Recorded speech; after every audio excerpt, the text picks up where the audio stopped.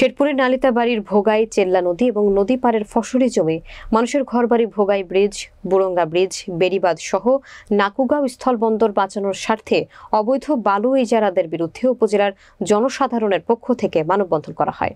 বিস্তারিত দেখুন শেরপুর থেকে নিজস্ব প্রতিনিধির প্রতিবেদনে। বৃহস্পতিবার দুপুরে নালিতাবাড়ি উপজেলা পরিষদের সামনে মানববন্ধনে উপজেলার সর্বস্তরের নারী পুরুষ সহ আপামর জনসাধারণ উপস্থিত ছিলেন। এ সময় মানববন্ধনে জনসাধারণের সাথে একাত্মতা প্রকাশ করেন উপজেলা ছাত্র দলের আহ্বায়ক আপন সরকার এবং উপজেলা শ্রমিক দলের সাধারণ সম্পাদক শাহাদাত হোসেন সামাদ।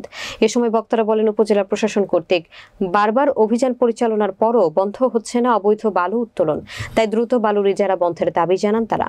মানববন্ধন শেষে ভুক্তভোগীরা জেলা প্রশাসক এবং উপজেলা প্রশাসনের কাছে গণস্বাক্ষরিত স্মারকলিপি প্রদান করেন।